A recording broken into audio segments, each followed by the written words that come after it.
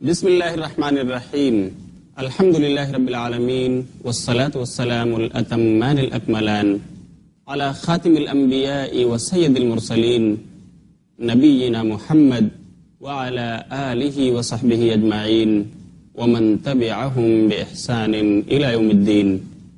أما بعد، قال الله تعالى في القرآن المجيد: أعوذ بالله من الشيطان الرجيم، بسم الله الرحمن الرحيم.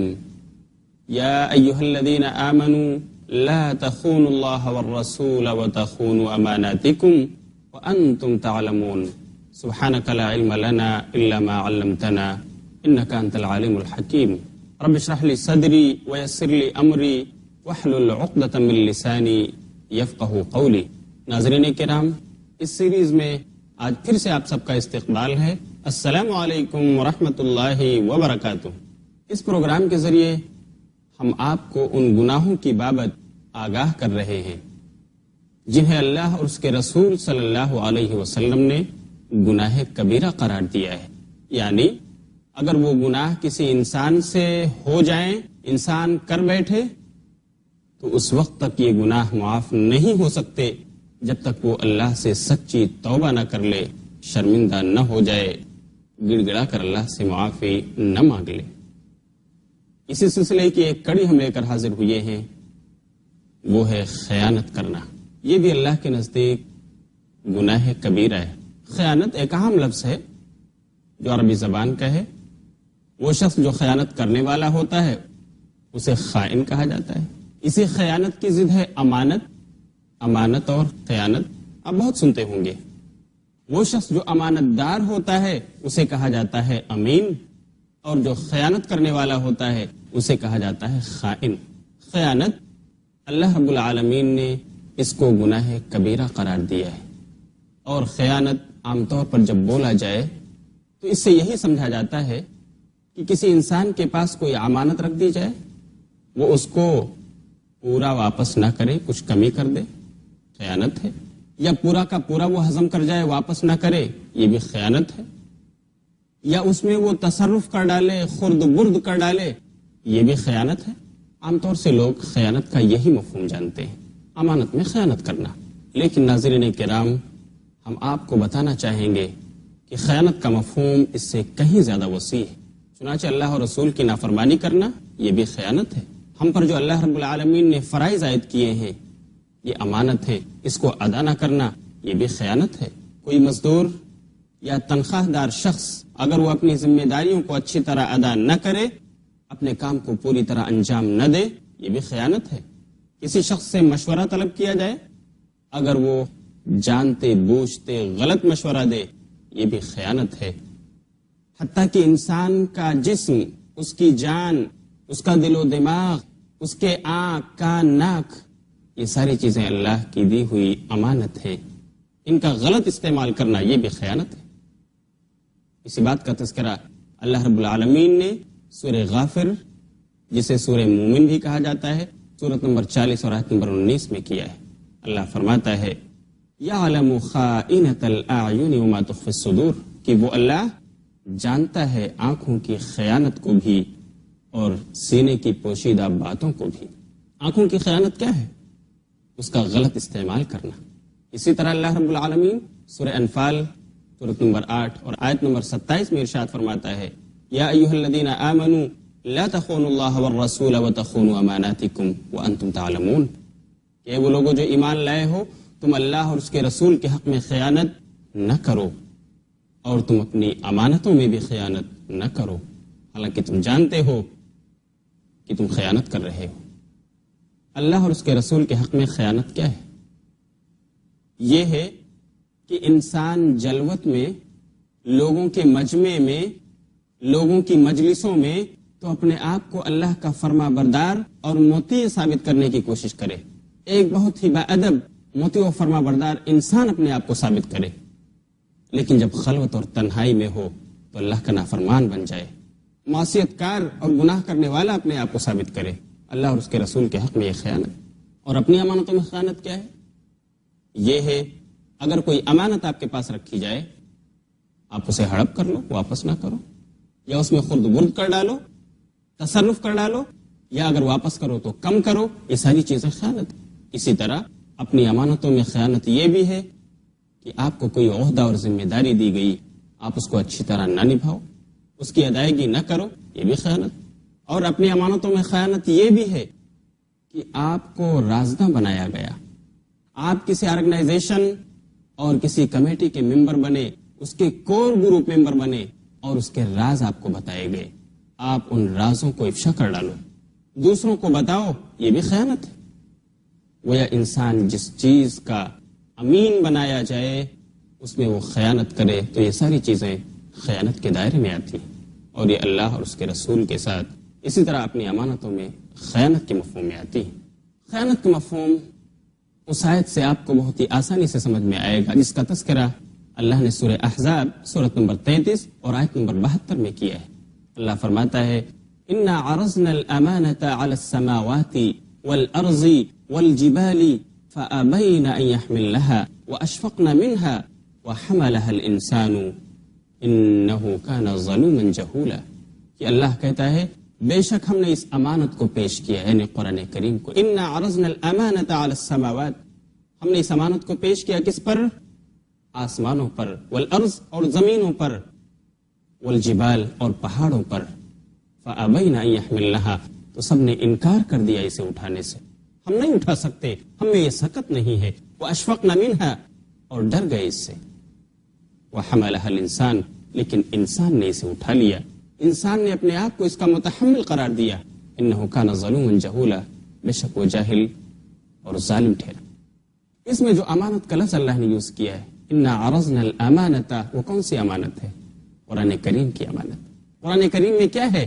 اللہ کے احکامات ہیں، ان احکامات کو اگر ہم ادا کریں تو یہ امانت کا حق ادا کرنا ہوا، اگر ہم ان احکامات پر عمل نہ کریں، اللہ کی نافرمانی پر اتر آئیں تو یہی خیانت ہے۔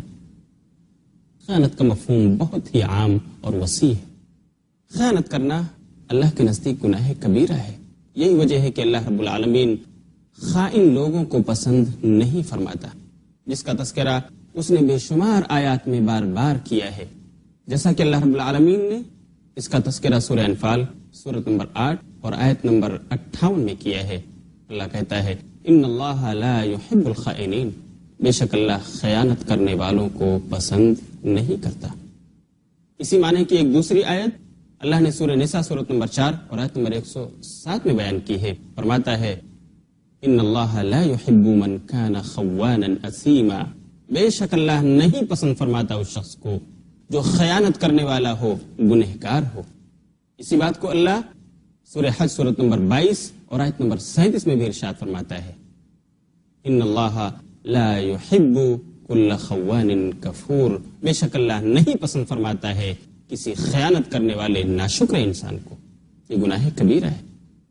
چنانچہ احادیث سے پتہ چلتا ہے کہ خیانت کرنا یہ نفاق کی پہچان ہے، منافقوں کی علامات میں سے ہے خیانت کرنا، جس کا ذکر امام بخاری نے کتاب الشہادات میں کیا ہے، جس کے راوی حضرت ابو ہریرہ رضی اللہ تعالی عنہ، وہ کہتے ہیں کہ اللہ کے رسول صلی اللہ علیہ وسلم نے فرمایا آیت المنافق ثلاث، منافق کی پہچان 3 چیزیں ہیں، اذا حدث کذب، جب وہ بات کرے تو جھوٹ بولے، واذا وعد اخلف، اور جب وعدہ کرے تو وعدہ خلافی کرنے کی نیت ہو، واذا اؤتمن خان، اور جب اس کے پاس امانت رکھی جائے تو اس میں وہ خیانت کر ڈالے، خرد برد کر ڈالے، تصرف کر ڈالے۔ اس کی علامت ہے یہ منافق کی پہچان۔ اسی طرح دوسری حدیث جو امام بخاری نے کتاب الایمان میں ذکر کیا ہے، جس کے راوی حضرت عبداللہ ابن عمر رضی اللہ تعالی عنہ، وہ کہتے ہیں کہ اللہ کے رسول صلی اللہ علیہ وسلم نے فرمایا کہ 4 خصلتیں جن میں ہوں وہ نرا منافق ہے۔ وہ 4 خصلتیں کیا ہیں؟ ومن كانت فيه خصلة منهن كانت فيه خصلة من النفاق حتى يدعها، اور وہ شخص جس میں ان 4 میں سے کوئی ایک بھی خصلت موجود ہو تو اس میں بھی نفاق ہے، یہاں تک کہ وہ اسے بھی چھوڑ دے۔ ان 4 چیزوں کا تذکرہ کرتے ہوئے اللہ کے رسول نے ایک چیز یہ بتائی اذا اؤتمن خان، کہ جب اس شخص کے پاس امانت رکھی جائے تو وہ اس میں خیانت کر ڈالے، خرد برد کر ڈالے، یا اس میں کمی کر کے واپس کرے، پورا واپس نہ کرے۔ یہ منافقین کی علامات بارزہ میں سے ہے۔ ان حدیث کا مطالعہ کرنے سے پتہ یہ چلتا ہے کہ خیانت کی صفت جس شخص کے اندر آ جائے وہ انسان اس کا ایمان جاتا رہتا ہے، وہ شریعت کی نظر میں مومن کم اور منافق زیادہ نظر آتا ہے۔ اسی بات کا تذکرہ نبی صلی اللہ علیہ وسلم نے ایک دوسری حدیث میں کیا ہے، جسے امام احمد نے مسند احمد جلد نمبر 3 اور صفحہ نمبر 153 پر کیا ہے۔ اللہ کے رسول صلی اللہ علیہ وسلم فرماتے ہیں لا ایمان لمن لا امانت لہ، اس شخص کا ایمان درست نہیں جس کو امانت کی پاسداری نہ ہو، ولا دین لمن لا عہد لہ، اور اس شخص کا دین درست نہیں جس کو عہد و پیمان اور وعدے کی پاسداری نہ ہو، جو وعدے اور عہد و پیمان کو نبھانے کا عہد نہ کرتا ہو، نبھانے کی طاقت نہ رکھتا ہو، اس کا پاس و لحاظ اس کے پاس نہ ہو، اس کا دین ناقص ہے۔ اسی طرح جس شخص میں امانت داری نہ ہو، خیانت پائی جائے تو اس کا ایمان نامکمل ہے۔ اللہ کے رسول صلی اللہ علیہ وسلم اس بات کو اپنے اکثر خطبوں میں ذکر کرتے تھے اور بار بار کہتے تھے لا ایمان لمن لا امانت لہ ولا دین لمن لا عہد لہ۔ یہ حدیث صحیح ہے، علامہ البانی نے اس حدیث کو حدیث جید کہا ہے۔ یہ ہے امانت میں خیانت کرنا، جو اللہ کے نزدیک ایک بڑا گناہ ہے، یعنی اگر کوئی انسان خیانت کر ڈالے اور وہ اللہ سے سچی توبہ نہ کر لے تو معاف نہیں ہو سکتا۔ اسی طرح ایک بات جو قابل ذکر یہ ہے کہ اگر ایک انسان جو خائن ہے، جس نے خیانت کی ہے، وہ توبہ کرنا چاہتا ہے تو کیا اس کی توبہ قبول ہوگی؟ جی ہاں، وہ توبہ کر سکتا ہے، لیکن یہاں بھی یہ شرط ہے کہ جو کچھ اس نے خیانت کیا ہے وہ خیانت کیا ہوا مال صاحب مال کو واپس کر دے، صاحب حق کو وہ لوٹا دے، یا اس سے معافی تلافی کرا لے اور پھر اللہ سے توبہ کرے تو اللہ اس کی خیانت کے اس عمل کو اللہ معاف کر سکتا ہے۔ اللہ عفو غفور۔ اسی سے ملتا جلتا ایک اور عمل ہے مال غنیمت میں خیانت کرنا، وہ بھی اللہ کے نزدیک بڑا جرم ہے، لیکن آپ سوچتے ہوں گے اس کا بطور خاص تذکرہ کیوں؟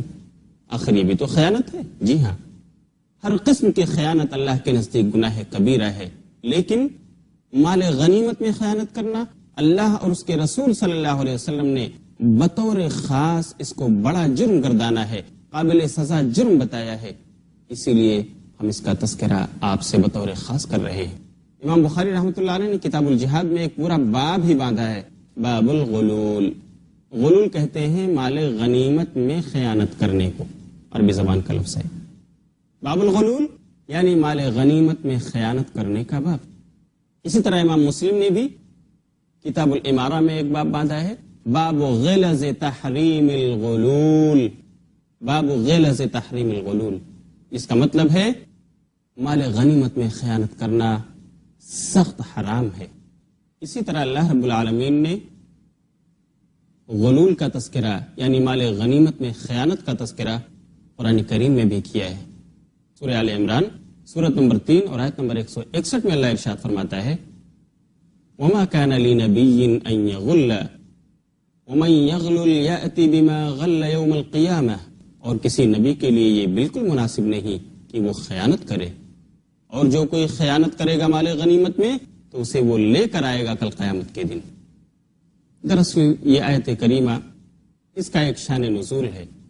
غزوہ بدر کے موقع پر اللہ رب العالمین نے مومنوں کو فتح نصیب فرمائی، اس میں بہت سارا مال غنیمت بھی انہیں ملا، اور اس میں ایک قیمتی چادر بھی آئی جو سرخ تھی، لال تھی، قیمتی چادر تھی وہ۔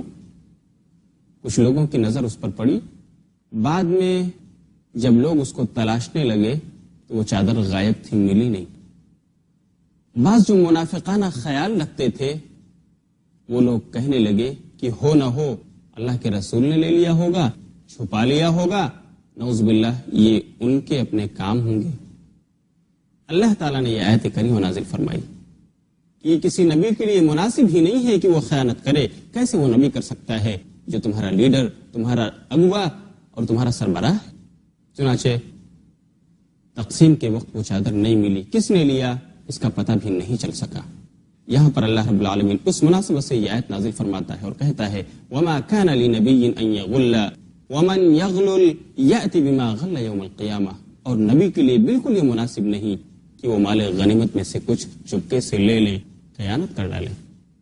اور سن لو ومن یغلل یأتی بما غل یوم القیامہ، جو کوئی کسی چیز کو چپکے سے لے لے گا، مال غنیمت سے حاصل کر لے گا، خیانت کر ڈالے گا، تو مال غنیمت میں سے لیا ہوا مال، لی ہوئی چیز، وہ کل قیامت کے دن اپنے سر پر، اپنے گردن پر لادے ہوئے حاضر ہوگا۔ اس کی تفسیر اور تشریح اس حدیث سے اچھی طرح معلوم ہوتی ہے جسے امام مسلم نے صحیح مسلم باب غلظ تحریم الغلول میں ذکر کیا ہے کہ اللہ کے رسول صلی اللہ علیہ وسلم ایک بار خطبہ دیتے ہیں، لوگوں کو نصیحت فرماتے ہیں، اور آپ غلول کا بطور خاص تذکرہ کرتے ہیں اور کہتے ہیں کہ دیکھو صحابہ کرام، میں ہرگز نہ پاؤں تم میں سے کسی کو اس حال میں کہ وہ آئے کل قیامت کے دن اور اس کے گردن پر اونٹ سوار ہو جو بلبلا رہا ہو، اور وہ شخص مجھے پکارے مدد کے لیے، یا رسول اللہ میری مدد کیجئے، اور میں کہوں کہ مجھے یہاں تمہاری مدد کرنے کا کچھ بھی اختیار نہیں، میں نے تو دنیا میں تم کو بتا دیا تھا کہ اس جرم کی سزا کیا ہے، اور فرمایا کہ میں ہرگز نہ پاؤں تم میں سے کسی کو اس حال میں کہ وہ آئے کل قیامت کے دن اور اس کی گردن پر گھوڑا سوار ہو جو ہنہنا رہا ہو، وہ شخص مجھے مدد کے لیے پکارے، یا رسول اللہ میری مدد کیجئے، اور میں اسے جواب دوں کہ میں تجھے مدد نہیں دے سکتا، میں یہاں تیری کچھ بھی مدد کرنے کا اختیار نہیں رکھتا، میں نے تو دنیا میں تجھے اس عمل کا انجام بتا دیا تھا۔ پھر آپ نے فرمایا، اور میں ہرگز نہ پاؤں تم میں سے کسی کو اس حال میں کہ وہ کل قیامت کے دن آئے تو اس کی گردن پر بکری سوار ہو جو میمیا رہی ہو، آواز لگا رہی ہو، اور وہ شخص مجھے پکار کر کہے، یا رسول اللہ میری مدد کیجئے، اور میں اسے جواب دوں کہ دیکھو میں یہاں تمہاری کچھ مدد نہیں کر سکتا، میں نے تو دنیا میں تمہیں اس کام کا انجام بتا دیا تھا کہ اس کی سزا کیا ہوگی۔ آپ نے اور فرمایا، میں ہرگز نہ پاؤں تم میں سے کسی کو اس حال میں کہ کل قیامت کے دن جب وہ آئے تو اس کے گردن پر کپڑے لدے ہوئے ہوں اور وہ بوجھل ہو رہا ہو، مجھے مدد کے لیے پکارے، یا رسول اللہ میری مدد کیجئے، اور میں اس کو جواب دوں کہ میں یہاں تیری کچھ بھی مدد نہیں کر سکتا، میں نے تو تم کو دنیا میں اس کا انجام بتا دیا تھا۔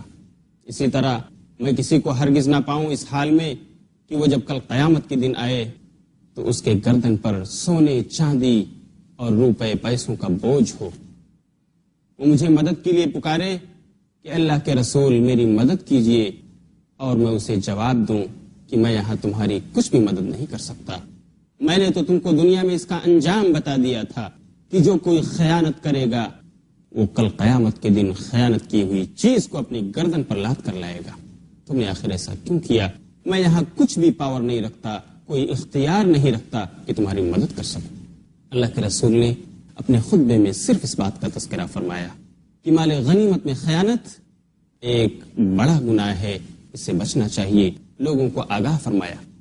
بعض دوسرے مواقع پر بھی صحیح حدیث میں آتا ہے کہ اللہ کے رسول نے یہی نصیحت سرکاری عاملوں کو بھی کیا، وہ لوگ جو سرکاری ملازم ہوتے ہیں، کہ لوگوں سن لو، اگر میں تم کو کسی محاذ پر بھیجوں اور تم بحیثیت آفیسر جاؤ تو تم امین ہو، ہرگز تم میں سے کوئی یہ نہ کہے کہ اللہ کے رسول یہ تو آپ کو صدقہ دیا گیا ہے جو میں نے اکٹھا کیا ہے، اور یہ مجھے ہدیے میں ملا ہے، یہ آپ مجھے دے دیجئے، اور یہ صدقہ آپ کا ہے جو میں نے آپ کے لیے کلیکٹ کیا ہے، جمع کیا ہے۔ میں کیوں نہیں دیکھتا ہوں کہ تم میں سے وہ شخص اپنے ماں باپ کے گھر میں بیٹھا رہتا اور پھر میں دیکھتا کہ کون اسے ہدیہ دینے آتا ہے۔ اس طرح اللہ کے رسول صلی اللہ علیہ وسلم نے سرکاری ملازمین کو بھی آگاہ فرمایا ہے کہ جس کو کسی چیز کا ذمہ دار بنایا جائے اس کو بالکل حق نہیں پہنچتا کہ وہ اس میں سے ایک سوئی کے برابر بھی یا ایک سوئی بھی خیانت کرے اور اس کو اپنے تصرف سے لے لے۔ ایک صحابی نے جب یہ سنا تو فرمایا، اللہ کے رسول میں اپنی ذمہ داری سے دستبردار ہوتا ہوں، جو مجھے ذمہ داری دی گئی ہے اللہ کے رسول میں یہ نہیں نبھا سکتا کیونکہ معاملہ تو بڑا سخت ہے، کل قیامت کے دن میں اللہ کو کیا منہ دکھاؤں گا۔ اللہ کے رسول نے کہا ہے، میرے صحابی معاملہ تو یہی ہے، قانون اسلام کا یہی ہے کہ جس کے ذمہ کوئی کام دیا جائے وہ اس کام کا امین ہے، اسے چاہیے کہ وہ پورا کا پورا لا کر کے سرکاری خزانے میں جمع کر دے، حوالے کر دے اور پھر اس میں سے جو کچھ اسے واپس کیا جائے اسے وہ لے لے، اور اگر وہ اپنی مرضی سے اس میں سے کچھ لیتا ہے تو یہ خیانت ہوگی، اور اگر وہ خیانت کرتا ہے تو کل قیامت کے دن چاہے وہ سوئی کے برابر ہی کیوں نہ ہو، وہ اپنی گردن پر لاد کر اللہ کے دربار میں حاضر ہوگا اور میں وہاں اس کی کچھ بھی مدد نہیں کر سکوں گا۔ ناظرین کرام، سوچنے کا مقام ہے، اگر ہم کسی آرگنائزیشن میں ذمہ دار ہیں، ملازم ہیں، نوکری کر رہے ہیں، تو ہماری ذمہ داریاں کیا ہیں، اور ہم اپنی ذمہ داریوں کے اندر رہتے ہوئے ایسا تو نہیں کہ غلط تصرف کر رہے ہوں، ایسا تو نہیں کہ بغیر اجازت کے کچھ چیزیں ہم خیانت کے طور پر لے رہے ہوں۔ اگر ہم ایسا کر رہے ہیں تو ہمیں اپنا محاسبہ کر